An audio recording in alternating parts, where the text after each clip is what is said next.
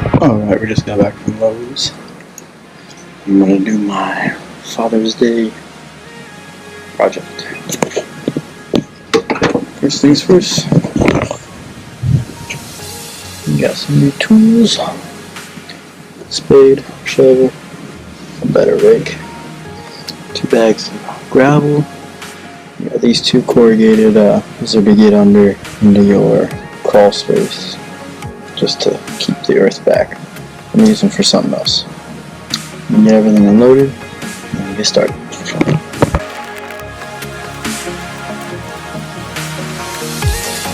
Okay, so first things first, here's what I'm building. I'm building like a fire pit, burn pit for all this debris I've been clearing out, because the house we bought doesn't have one, anywhere to burn it or store all this debris. So I'm going to build that out of things we picked up at the store, and then I'll show you how to do that. Okay, so the first problem I have to deal with, one, is these pieces that I bought. They're going to be bolted together, bolting it and nut together on both sides. And they're going to be dug down about 2 to 3 inches. First problem is they're not a circle, so I'm going to put all of the nuts and bolts on both sides, and I'm going to run ratchet straps, tighten the ratchet straps down, try and make it a perfect circle. See how that looks.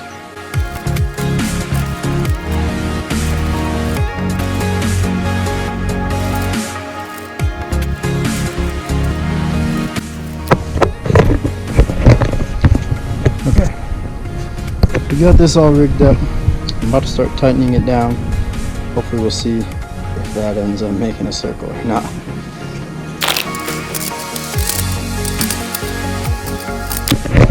Okay, so right off the bat I already knew I screwed up. What happened was, this ratchet was here-ish. This ratchet was here already. I didn't think about it. Once I started ratcheting it, kind of backed myself into a corner and had it up against the corrugated metal. So now I moved it over here. I should have plenty of space to ratchet it over to as far as I need to make it collapse itself into a circle. I'm going to have to put tension on this one, and then I'm going to remove this one, do the same thing, slide it down here, so as I ratchet it, I don't back myself into a corner every single time.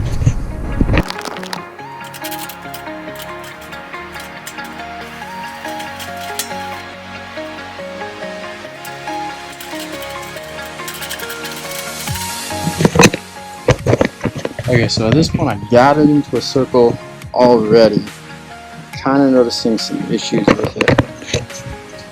Seems like, let's take a look at it from this angle. One, I'm bending the bottom in more than the top, clearly. It's buckling under its weight.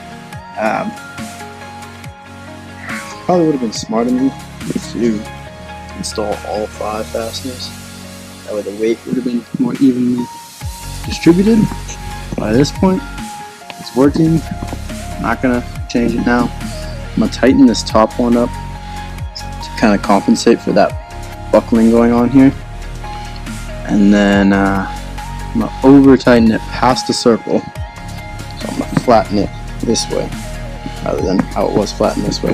Hopefully that way when I release the ratchet straps, it'll hold the form of a circle. After that, I'm gonna come in and bang down these to make more of a 90-degree angle on each of these flanges. That way when it sandwiches together, it's more smooth and it's not this 20-degree, 15-degree angle in between each flange on both sides.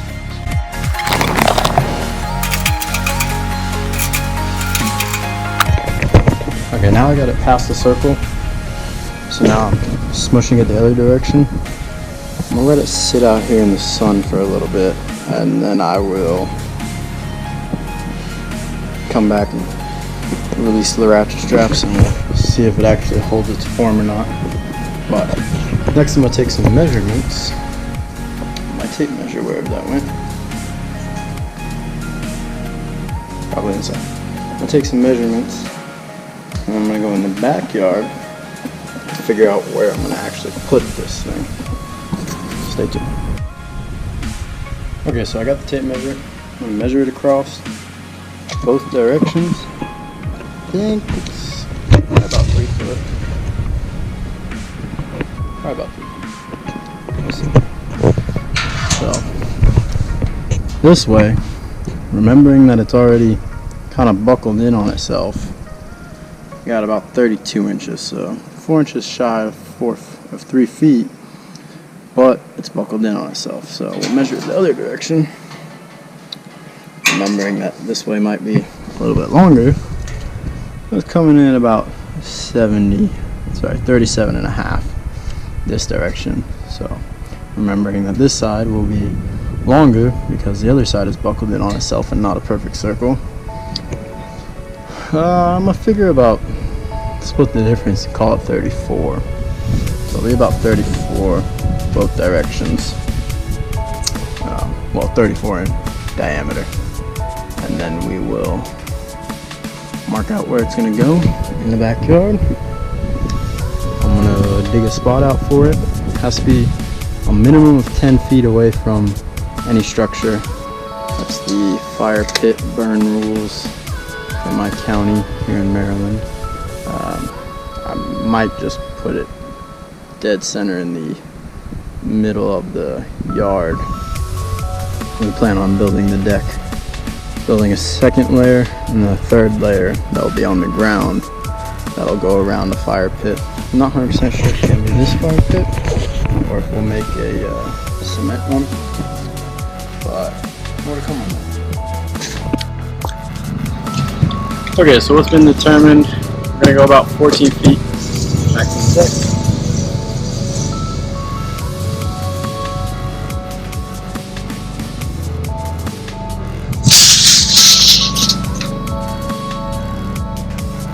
Go 14 feet back from the deck and start there. Well, that'll be the center. So, about 1.5 foot this way and 1.5 foot that way. That just seems to be the flattest spot in the backyard right now, because I kind of live on a hill. And I don't want to do a bunch of leveling, so I'm going to go for the flattest spot in the backyard that meets the county requirements for the 10-foot radius around the fire for a safety barrier. Alright, so I've gone and gotten the fire pit, still sitting with the ratchet straps on it. Got my headphones, because how can you work without them? I'm going to start by placing it where I like it. I'm going to dig, I'm going to mark with the spade the interior circumference of the fire pit. I'll remove the fire pit and dig out, level the ground that I'm going to put the fire pit on. I'm going to remove all that dirt and put it in a bin, because once I take all that brush out of the garden, sorry about that, no idea why I died or turned itself off for whatever reason, but once I get all that brush out of the garden, I'm going to take the soil that I removed from right here and I'm going to put it back in the garden. So I'm going to save it in a bucket or in a bin until then. That's about it.